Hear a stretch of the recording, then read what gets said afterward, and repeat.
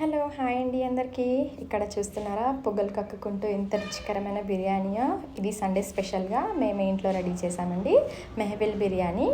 So ఈ Mehfil biryani recipe వచ్చేసి మీతో షేర్ చేసుకుంటాను. ముందుగా రోల్లో మనం ఒక 4 ఇలాచీలు, షాజీరా, లవంగా ఇంకా మిరియాలు వేసి బాగా రఫ్గా దాన్ని కోటింగ్ ఇచ్చుకొని బాగా మొత్తం పౌడర్ లాగా కాకుండా రఫ్గా దాన్ని దంచి పక్కకు పెట్టుకోండి. ఇలా నేను చూపించిన విధంగా పక్కకు తీసి పెట్టుకోండి.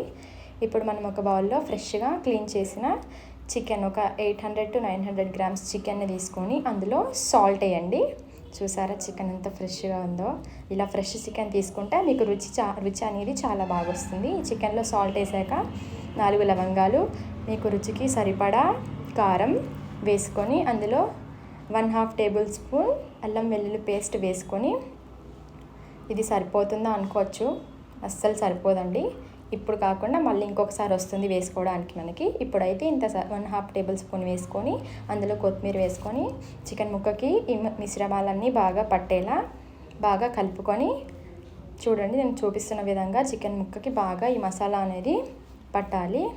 బాగా కలుపుకోండి. ముందుగా మనం రెడీ చేసుకున్న గరం మసాలా పౌడర్ అనేది దాంట్లో వేసుకొని దాన్ని మళ్ళీ ఇంకొకసారి మంచిగా చికెన్ ముక్కకి మొత్తం మసాలా పట్టేలా బాగా కలుపుకొని మొత్తం కిందికి పైకి చేసేయండి. ఏమైనా చేసి మొత్తం చికెన్ ముక్కలకి మంచిగా మసాలా పట్టేటట్టు నేను చూపిస్తున్న విధంగా కలుపుకొని దాన్ని పక్కకి ఉంచుకోండి ఒక 20 minutes. ఇప్పుడు ఒక కుక్కర్లో మనం ఇలా నేను చూపిస్తున్న విధంగా కట్ట కొత్తిమీర తీసుకొని దాన్ని 2 halfsగా చేసి ఒక కుక్కర్లో వేసి 4 పచ్చిమిర్చి, ఒక టమాటో, 1 టేబుల్ స్పూన్ అల్లం వెల్లుల్లి పేస్ట్ ఇలా వేసుకోండి.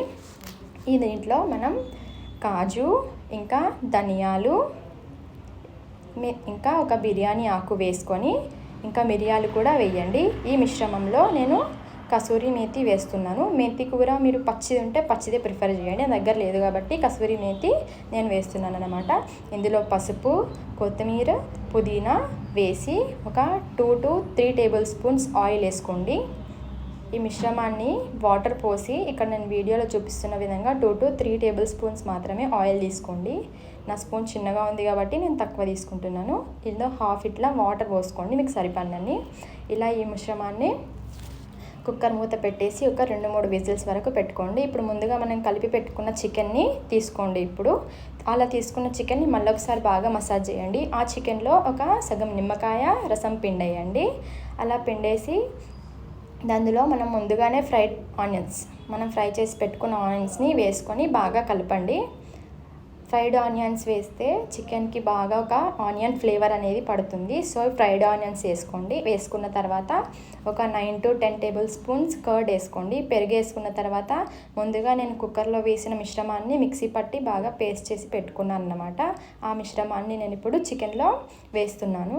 నాకు సరిపడా నేను వేసుకున్నాను. మొత్తం వేసుకోవచ్చు మీరైతే. వేసుకుంటే అనేది మీకు చికెన్ మసాలా అనేది ఎక్కువ వస్తుంది అనమాట. ఇలా బాగా దాన్ని చికెన్ ముక్కలకు పట్టేటట్టు బాగా కలుపుకొని అందులో ఒక 2 to 3 టేబుల్ స్పూన్స్ ఆయిల్ వేసుకోండి. ఆయిల్ వేసుకున్నాక ఇలా పూసగా ఉన్న నెయ్యి, అంటే మేము ఇక్కడ బయట ఆర్గానిక్ షాప్ నుంచి మేము నెయ్యి కొనుక్కొచ్చామన్నమాట. బయట అంటే కెమికల్స్ ఉంటాయి కాబట్టి ఫ్రెష్ నెయ్యి అయితే స్మెల్ అరోమా బాగుంటుంది కాబట్టి మేము నెయ్యి వేసి కలుపుకొని పక్కకు పెట్టుకున్నాను.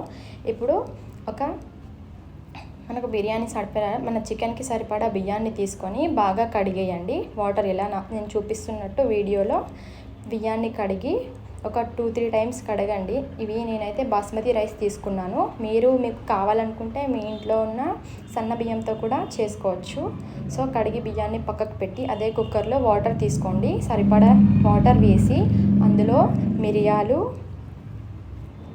దాల్చిన చెక్క వేయండి. ఇలా ఇంకా యాలకులు 4-5 వేయండి. ఆ నీటిలో వేశాక ఇవన్నీ మనం బిర్యానీకి తయారు చేయాలి కాబట్టి అందులో షాజీరా వేయండి.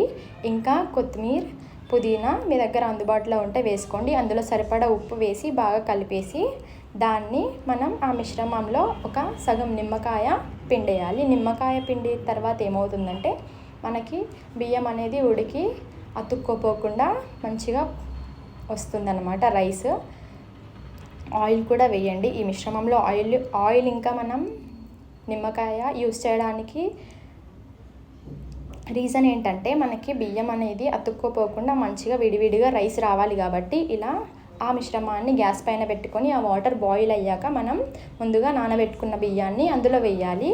వేసాక ఆ బియ్యాన్ని బాగా ఒక 60-70% ఉడికించి ముందుగా మనం కలిపెట్టుకున్న చికెన్ని నేనైతే కొద్దిసేపు పొయ్యి మీద పెట్టుకొని ఒక 10-15 మినిట్స్ ఉడికించుకున్నాను అనమాట.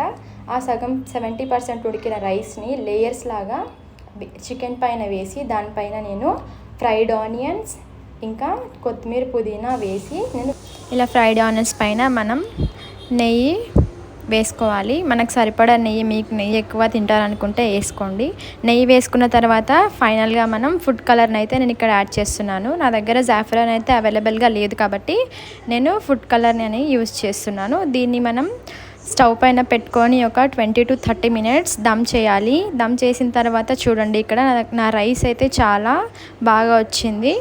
పొడి పొడిగా పొగలు కక్కుతున్న బిర్యానీ చాలా టేస్టీగా వచ్చింది. ఈ రెసిపీని మీరు కూడా తప్పకుండా ట్రై చేయండి. ఎలా ఉందో కామెంట్ చేసి చెప్పండి. ఇంకా ఫైనల్గా మనం సర్వ్ చేసుకొని తినడమే. చూడండి ఎంత బాగా